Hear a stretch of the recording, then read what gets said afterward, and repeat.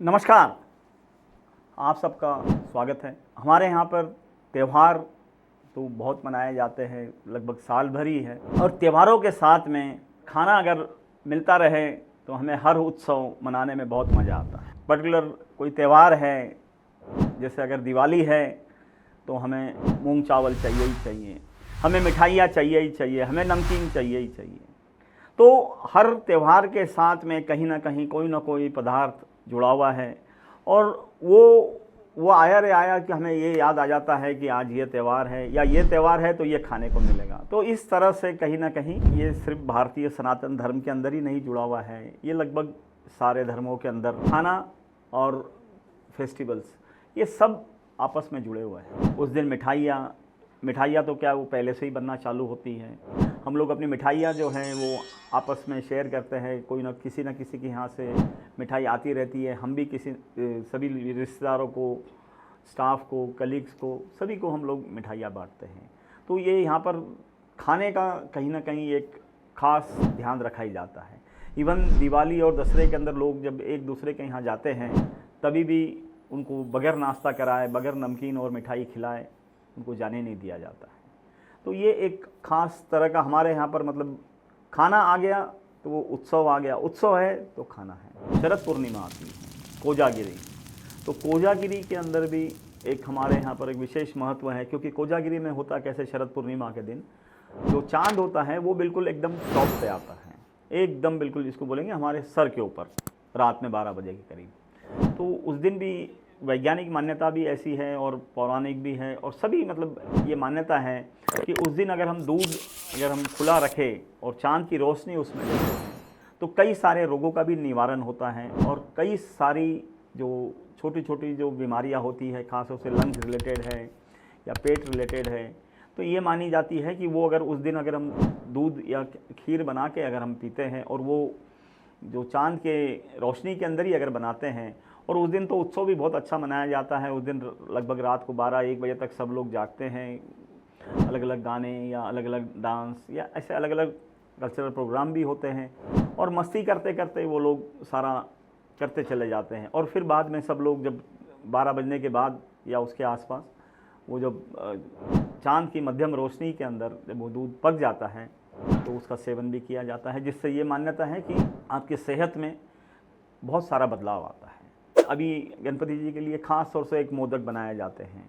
मोदक का महत्व गणपति के साथ जुड़ा हुआ ही है, क्योंकि मोदक या लाडू बोलते हैं हम लोग, तो कहीं ना कहीं त्यौहार के साथ पदार्थ और पदार्थ के साथ यानी मिठाई के साथ फेस्टिवल। इसी तरह से होली, इसके अंदर भी एक ख़ास तौर से चीज़ बनाई जाती है, वो है पूरन पोली। अब ये पूरन पोली का जो महत्व है, ये महाराष्ट्र का त्यौहार है, महाराष्ट्र में बनता है पूरन पोली। तो अभी इसका भी बहुत विशेष महत्व है। यानी मैं तो बता रहा हूँ कि बचपन के अंदर तो मतलब होली आने वाली है तो पूरन पोली खाने को मिलेगी, इस तरह की हमारी सोच समझ थी। बट अब तो कैसे हैं कि अभी हम लोग थोड़े से पहले से ज़्यादा संपन्न हो चुके हैं, पैसा ज़्यादा आ रहा है, और हमें ये जो विशेष त्योहारों के दिन विशेष खाना, इसका महत्व हमें अभी शायद उतना गहरे से समझ नहीं आ रहा है। इवन अब पहले तो होटलों में ये सब चीज़ें मिलती नहीं थी, अब होटलों के अंदर भी मिलने लगी है। तो जो त्यौहार के साथ वो जो पदार्थ जुड़ा हुआ था या जो व्यंजन जुड़ा हुआ था, उसका महत्व कहीं ना कहीं मुझे ऐसा लगता है कि कम हो रहा है, जबकि वैसा नहीं होना चाहिए। अभी मकर संक्रांति, तो मकर संक्रांति के दिन हम लोग नॉर्मली तिल्ली से बनी हुई चीज़ें, गजक है, तिल पट्टी है, या फिर तिल के लड्डू हैं, तो इस तरह की चीज़ें खाने का हमारे यहाँ पर एक विशेष महत्व है। तो तिल्ली जो होती है ये गर्म होती है और शरीर के लिए बहुत ज़रूरी होती है। तो ऐसे भी महत्व हमें जोड़े गए हैं कि जिसके कारण जो हमारे शरीर की ज़रूरतें भी हो जाए और खाने का व्यंजन भी बन जाए, और सभी चीज़ें जिसको बोलें, मराठी में बोला जाता है तिळगुळ घ्या आणि गोड गोड बोला। मतलब ऐसा है कि आप तिल्ली के लड्डू खाओ और मीठा मीठा अच्छा अच्छा बोलो। और वहाँ से एक चीज़ और भी होती है कि जिसके कारण दिन जो है वो धीरे धीरे बढ़ना चालू होता है, क्योंकि गर्मी कुछ दिनों के बाद में उत्तरायण हो चुका होता है। गर्मी उत्तरायण का मतलब ऐसा है कि सूरज जो है वो मकर वृत्त जो है वो पार करके ऊपर की तरफ आ रहा है, और जिससे दिन जो है वो तिल तिल करके बढ़ता है। तो ये भी एक मान्यता है। एक और त्यौहार मैं आपको याद दिला दूँ, वो है बासोड़ा। ये ठंडा खाना जिसको बोलते हैं, ये लगभग हर समाज में या हर वर्ग में ये कहीं ना कहीं, भारत में तो भी हर नाम, अलग अलग नाम से कहीं ना कहीं ये इस तरह का भी खास खाना बनता है। इसमें होता ऐसा है कि पहले दिन खाना बना लिया जाता है और दूसरे दिन वो खाते हैं।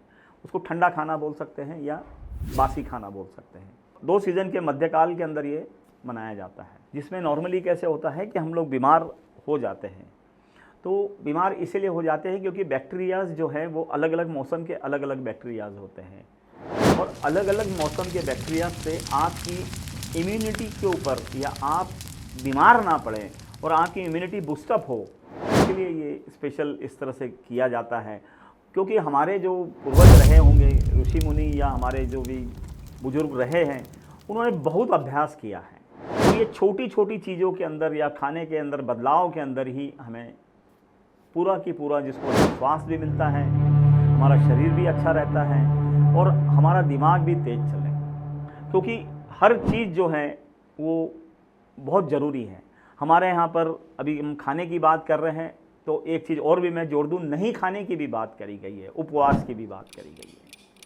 क्योंकि फेस्टिवल आ गया तो हमें समझ में आता है खाना, बट फेस्टिवल, कुछ फेस्टिवल ऐसे भी होते हैं जिसके अंदर हमें उपवास भी करना पड़ता है। ख़ास तौर से दिवाली के दिन जो लोग, जिनके हाथों से पूजा होती है, या कई महिलाएं भी हैं, वो भी उस दिन लक्ष्मी जी का जो आज पूरी आरती या पूरा पूजा पाठ करेंगे, वो लोग उपवास करते हैं। उपवास का भी बड़ा महत्व है, सिर्फ खाने का ही महत्व नहीं है, उपवास का भी महत्व है। और उपवास हमारे दिमाग के लिए, हम हकीकत में तो उपवास का मतलब ऐसा है, हम ये मानते हैं कि खाने पीने का या खाने से उपवास। देखिए, खाने से जैसे ही आपका उपवास होगा, आपका शरीर एकदम बदल जाएगा। क्योंकि शरीर के पास में मेनली 2 ही काम हैं, एक तो खाना पचाना और दिमाग चलाना, ये मेन काम है।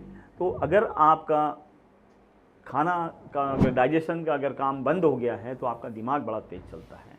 तो ये भी एक 15 दिन के अंदर एक एकादशी या चतुर्थी ऐसे कोई ना कोई आ ही जाती है, जिसके अंदर आप उपवास कर लेते हैं। कुछ लोग तो हफ्ते के अंदर एक 7 दिन के अंदर कोई सोमवार कर लेता है, कोई शनिवार या कोई मंगलवार। उपवास जब कर लेते हैं तो उसका भी फ़र्क पड़ता है शरीर के ऊपर, क्योंकि उस दिन दिमाग बड़ा तेज़ चलता है। नाग पंचमी का भी एक विशेष महत्व है। नाग पंचमी के अंदर हमारे यहाँ माना जाता है कि उस दिन तवा नहीं चढ़ता है। तवा आप समझते हैं ना, जिस पर रोटी को सेक कर हम बनाते हैं, लोहे का होता है। क्योंकि ये मान्यता है कि उस दिन जो है तवा का यूज़ नहीं करते, क्योंकि हम नाग देवता की पूजा करते हैं और हम ये मानते हैं कि आज किसी भी तरह से तवा जो है, तवे से बनी हुई कोई भी चीज़ वो नहीं खाते हैं।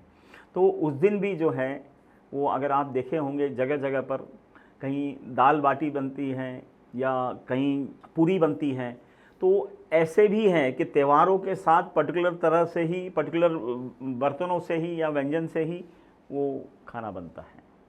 तो इस तरह से जो है खाना और उत्सव, ये भारत में बिल्कुल एक ही है। मतलब दोनों अलग अलग नहीं कर सकते हैं। उत्सव तो बगैर खाने के क्या मनाएंगे।